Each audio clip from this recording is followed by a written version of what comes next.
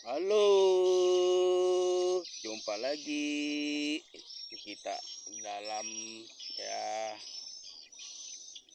channel kita yang kedua, yaitu ya eh, kali ini kita akan ya bercerita tentang ya eh, pernah eh, berdirinya satu ya kerajaan yang ada di Kalimantan Tengah, ya khususnya Kalimantan Tengah bagian selatan, eh, eh, Kecamatan Pandih Batu, Kabupaten Pulang Pisau. eh, eh, Kali ini kita akan bercerita tentang eh, pernah terjadinya eh, berdiri satu kerajaan Dayak Ngaju yang eh, pada waktu itu mayoritas eh, kepercayaannya atau agamanya pada waktu itu yaitu Hindu Kaharingan yang ada di eh, wilayah kita, eh, Kalimantan Tengah, khususnya bagian selatan, ya. Nah, kerajaan itu ya konon kisahnya, eh, cerita dari orang tua, cerita dari nenek moyang kami, ya, bernama Kerajaan Kantan atau Kinantan, yang diperintah seorang raja yang bernama Adipati Jaya Anom. Ya, kerajaan ini ya uh, berperintahan sendiri, ya, dibantu ya beberapa uh, orang patih, ya, terutama patih yang pernah kita ingat, yaitu Patih Rumih, Patih Muhur, Patih Dadar, dan Patih Tuku, ya, pada waktu itu, ya. Kerajaan ini ya, berdiri pada abad pertengahan abad ke-16 sampai abad ke-17, ya. Nah, di sini eh, pernah terjadi, ya, terutama ya sekarang itu, ya, wilayah-wilayahnya itu ya ada di sekitaran, ya, Kecamatan Padih Batu, Kabupaten Pulang Pisau, itu wilayahnya itu. eh, Ibu kotanya ya eh, eh, konon dalam cerita itu, ya, ibu kotanya ya pernah eh, dibangun ya pemukiman penduduk, terutama jalan atau kota itu ya pada waktu itu, ya, ya panjangnya sekitar 3 kilometer, ya. Nah, dari arah ibu kota Kecamatan Pandih Batu itu, Pangkuh ini ya menyusuri Sungai Kahayan ke hulu sekitar 1 atau 2 kilometer. Disitulah eh, eh, ada Sungai Kantan. Di pinggiran Sungai Kantan itu ya pernah ya berdiri ibu kota dari kerajaan itu, ya, Kerajaan Kantan ini.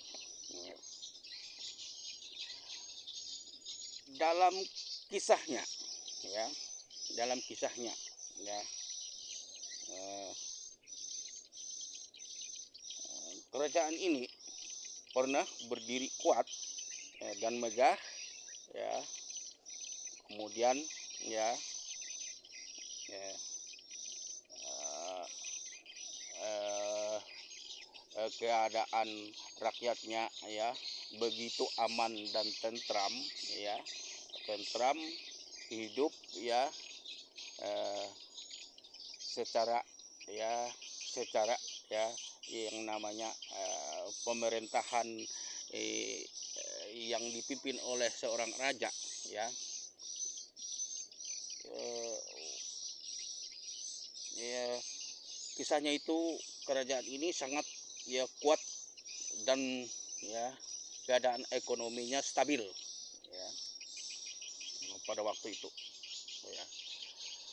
Eh, kemudian, ya, nah,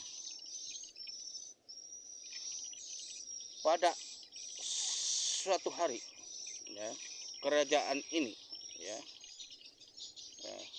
mempunyai, ya, eh, eh, eh, rakyat yang, ya, konon dalam kisahnya itu, ya, berkisar eh, eh, antara 20 sampai 25.000 penduduk jumlahnya, ya. Penduduk kerajaan itu, ya. Di dalam kerajaan ini, ya, pernah, ya, hidup, ya, seorang putri yang sangat cantik, ya, yang konon kisahnya itu, ya, sangat cantik, termasuk sampai ke kerajaan-kerajaan yang ada, mungkin, ya, keluar termasuk, ya, karena kecantikannya itu, yaitu namanya Putri Diang Lawai, ya. Diang Lawai ini, ya, adalah adik dari, ya, Panglima Patih atau, ya, Panglima atau Patih, ya, Patih Rumbih, ya, karena Patih Rumbih itu, ya, juga merangkap juga sebagai, ya, panglima dari kerajaan itu, ya. Putri Diang Lawai ini, ya, karena kecantikannya, ya, sangat termasyhur, ya, terutama, ya, seantero kerajaan-kerajaan yang ada di Kalimantan pada waktu itu. Sehingga, ya, termasyhurnya ada satu putri yang hidup di kerajaan Kantan atau Kinantan ini, ya, menjadi daya tarik kerajaan-kerajaan lain yang pada waktu itu, ya, mungkin, ya, ada, ya, dari pangeran yang ada di kerajaan lain itu mendengar ada, ya, satu putri yang sangat cantik yang hidup di kerajaan Kinantan ini, sehingga mengundang, ya, daya tarik, ya, karena masyhurnya, ya, kecantikan Putri Diang Lawai itu, ya, sehingga, ya, beberapa kerajaan ingin, ya, melamar dari kerajaan ya, Putri Diang Lawai ini untuk dijadikan istri, ya. Konon kisahnya, ya, yang sudah ada beberapa kali, ya, dari putra-putra mahkota dari kerajaan lain itu, ya, yang ingin mempersunting Putri Diang Lawai ini. Tapi, ya, masih, ya, ditolak dari keluarga Putri Diang Lawa itu. Ya. Karena masyhurnya kecantikan Putri Diang Lawa ini, ya, terutama kerajaan-kerajaan yang bertetangga pada waktu itu, ya, konon kisahnya ini, ya, kerajaan tetangga yang paling terdekat dengan kerajaan ini yaitu kerajaan Banjar pada waktu itu, ya. Ada putra mahkota dari kerajaan Banjar itu, ya. Ya, mungkin itu, ya,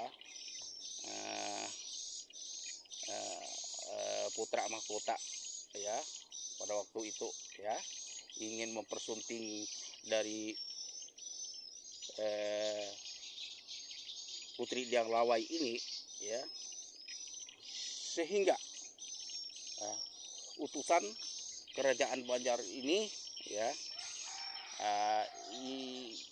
ingin meminang, ya, dari, ya, Putri Diang Lawa itu, ya, karena, ya, pada waktu itu, ya, kerajaan ini seperti yang saya bilang tadi, ya, kepercayaannya masih, ya, kepercayaan Hindu Keharingan, ya, agama Hindu Keharingan. Jadi sulit dari keluarga kerajaan itu menerima, ya, lamaran-lamaran putra-putra mahkota yang datang pada waktu itu ingin melamar, terutama, ya, dari kerajaan Banjar. Nah, kerajaan Banjar ini, ya, kerajaan yang bercorak, ya, kesultanan yang bercorak, ya, kepercayaannya, ya, sudah dimasuki oleh, ya, agama Islam pada waktu itu, ya. Nah, sehingga datanglah utusan, ya, dari kerajaan Banjar itu, ya, ingin meminang, ya, meminang dari Putri Diang Lawa itu, ya, lalu dengan halus, ya, ya, keluarga kerajaan itu menolak, ya, dari utusan itu. Ya. Satu kali datang tidak diterima, kemudian tak putus asanya dari kerajaan Banjar ini, ya, meminang lagi, ya, masih ditolak secara, ya, secara halus oleh keluarga kerajaan itu. Ya. Kemudian, ya, karena mungkin, ya, penasarannya, ya, ya, Raja Banjar ini, ya, meminang untuk putra mahkotanya itu, ya, satu kali tolak, dua kali tolak, ya, kemudian, ya, didatangkan, ya,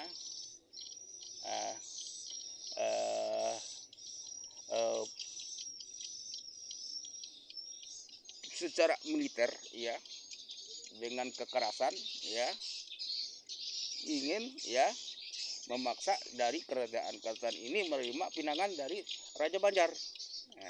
Raja Banjar itu, ya,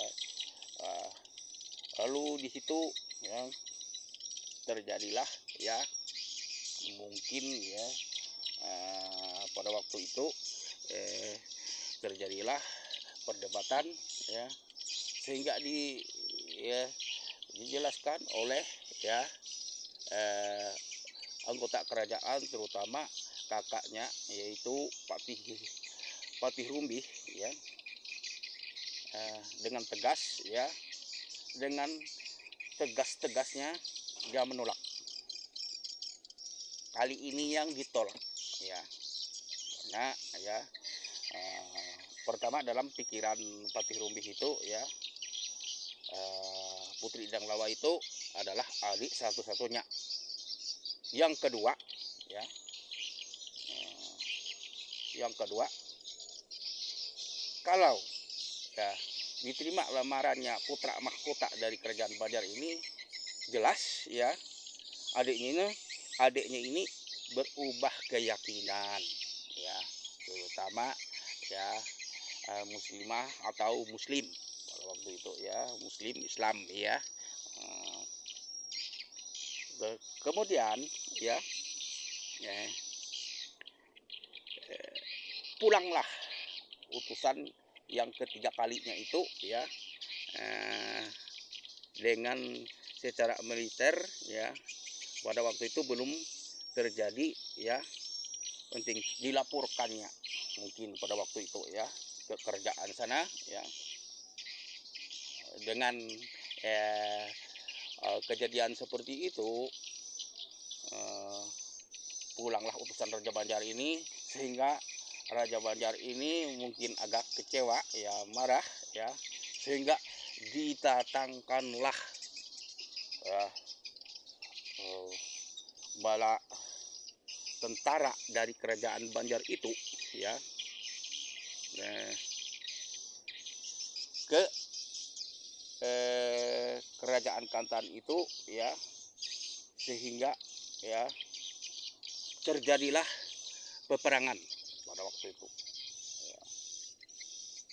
Karena ya konsekuensi dari ya kejadian dari lamaran-lamaran yang sudah ya, kerajaan Kantan itu sudah ya tahu konsekuensinya bahwa akan ya terjadinya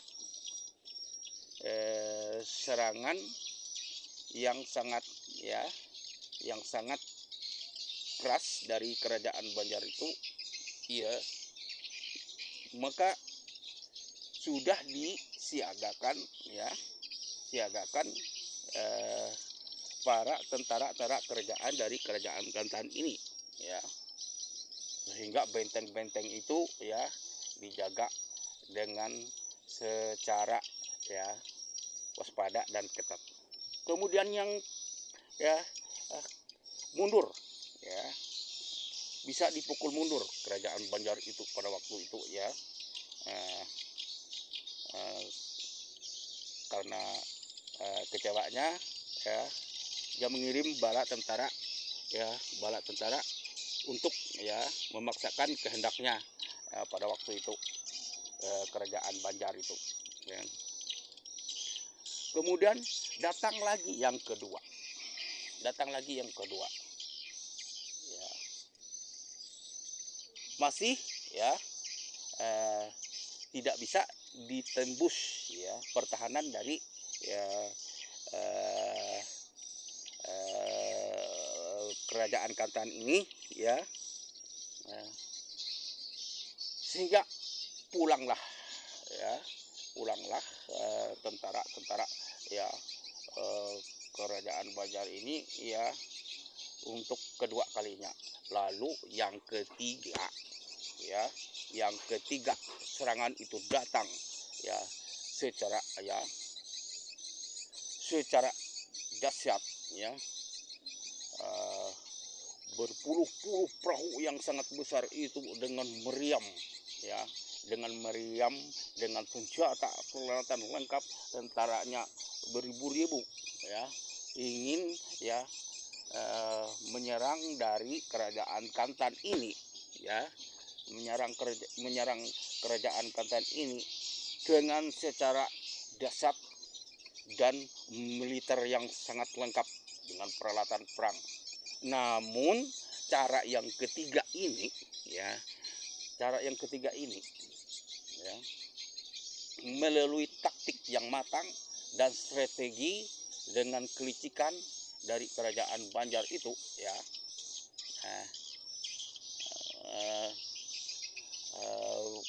habis-habisan menyerang kerajaan Kantan ini. konon dalam cerita kedua serangan secara militer yang dilakukan oleh kerajaan Banjar ini ya tidak ya berhasil ya membobol benteng dari kerajaan Katan ini ya. Yang ketiganya ini ya dengan perhitungan yang sangat matang, kemudian dengan kelicikan, dengan mungkin bantuan dari masyarakat dari kerajaan Banjar itu sendiri ya mendukung ya pada waktu itu kisahnya ya, sehingga ya kerajaan Banjar itu habis-habisan menyerang dari kerajaan Katan ini dengan strategi yang berbeda ya, dengan strategi yang berbeda ya.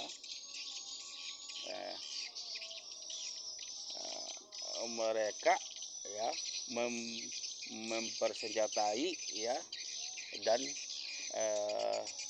peluru-peluru ini membuat peluru-peluru ini terbuat dari emas murni katanya ya, butiran-butiran emas murni yang di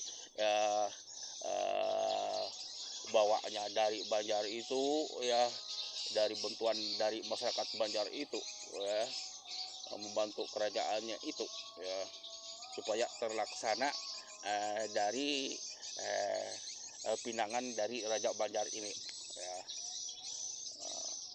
Sehingga ya persenjataan itu ya dipersenjatai ya dengan amunisi emas, butiran-butiran emas yang sangat banyak ya, sangat banyak pada waktu itu ya, sehingga meriam kemudian senjata-senjata mereka ya semua terisi dari emas ya, untuk ya membuka benteng itu ya, membuka benteng yang konon katanya ya benteng dari kerajaan Katan itu ya, sehingga tidak bisa dibobol ya. Bentengnya itu adalah ya tanaman haur berduri pada waktu itu ya, bambu yang sangat berduri yang ditanam oleh rakyat dari Katan itu ya, seluruh benteng itu ditanam untuk menjaga pertahanan dari kerajaan Katan ini dari serangan musuh. Dengan kelicikan itu ya, dengan kelicikan ini ya, Raja Banjar itu ya berpuluh-puluh kapal datang dengan beribu-ribu tentara lengkap dengan meriam persenjataan, maka sampailah di kerajaan Katan. Mereka ya tembak di seluruh benteng itu yang katanya dilindungi oleh haur berduri ya, maka ya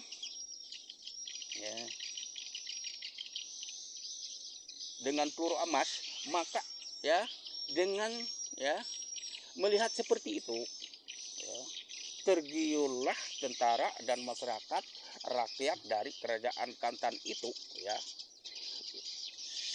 karena melihat ya, emas-emas itu bertebaran di sana sini, ada yang di dahan, ada yang di ranting, ada yang di daun, ada yang bertebaran di sana sini ya, di seluruh kampung kerajaan itu, sehingga mereka mabuk ya, sehingga mereka terlena mabuk ya, karena melihat emas ya, mungkin ada ya intan berlian juga ya, mereka ya tebang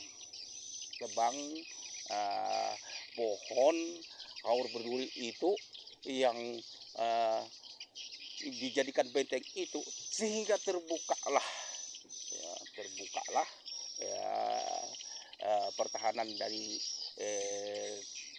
kerajaan Kantan itu, benteng dari kerajaan Kantan itu, karena masyarakatnya berebutan mengambil emas yang ada di pohon-pohon atau di seluruh tanah yang ada, ya, karena mereka ya berebutan ya mengambil emas itu, ya, sehingga ya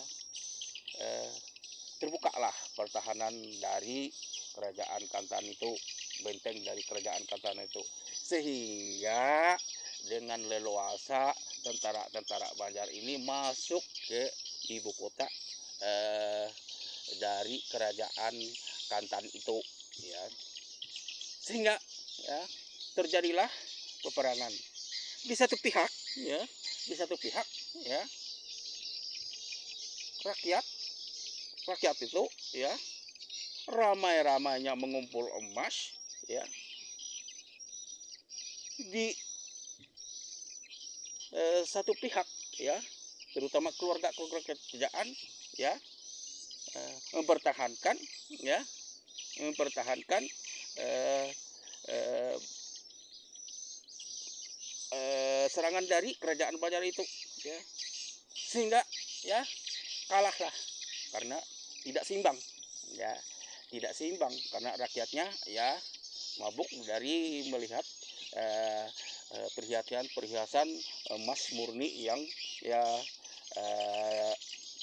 dihambur oleh kerajaan tentara kerajaan Banjar itu, ya, sehingga lemahlah dan ya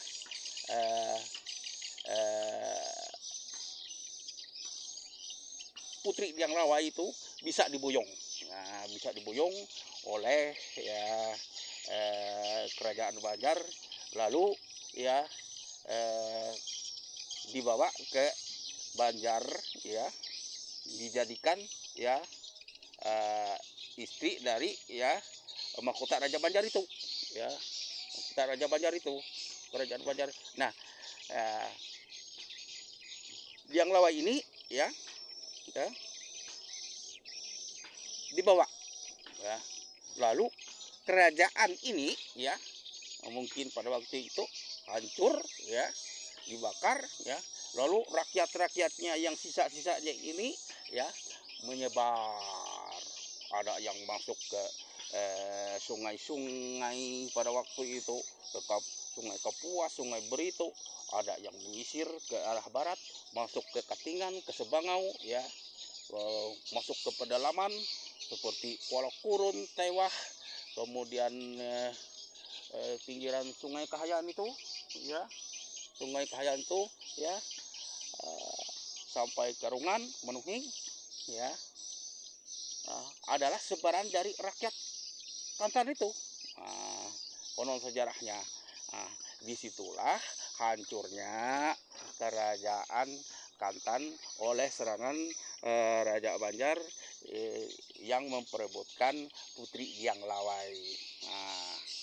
Itu sejarahnya, ya, sehingga ya berabad-abad lagi kita bisa melihat bekas-bekasnya. Ini tidak hanya cerita, tapi ini situs sebenarnya yang bisa kita gali bagi generasi muda, yang bisa kita keberadaan sejarahnya bisa kita lihat dari tongkat-tongkat istana yang ada itu, ya, kemudian ya, bekas-bekas ya meriam dari Raja Banjar, ya, dulu pernah ditemukan oleh masyarakat. Kemudian emas-emas sekarang itu yang ada di pinggiran pantai Kantan itu, Sungai Kantan itu bisa kita dulang, ya, dulunya pernah, ya, masyarakat itu ramai-ramai, ya, memang emas murni, ya, yang bekas dari peluru dari amunisi dari Raja Banjar pada waktu itu, ya. Itulah permisa, ya, sejarah singkat dari ya kerajaan Kantan yang pernah ya berdiri pada pertengahan abad ke-16, ya, yang ada di Kecamatan Padih Batu, Kabupaten Pulang Pisau, Kalimantan Tengah, Ini menjadi warisan budaya kita, terutama ya dinas-dinas atau dinas-dinas yang terkait dari pemerintah bisa menggali dari ya situs-situs yang ada di Kalimantan Tengah ini, khususnya kerajaan-kerajaan, bekas-bekas kerajaan, kemudian peninggalan sejarah yang ada di daerah kita ini, supaya generasi muda itu bisa mengetahui jati dirinya ya, dan bisa ya menjadi diangkat menjadi satu cerita bagi anak-anak sekarang ya, khususnya anak-anak sekolah ya. Terima kasih. Sampai jumpa lagi. Silahkan komentar di bawahnya. Silahkan checklist di bawahnya ya. Assalamualaikum warahmatullahi wabarakatuh.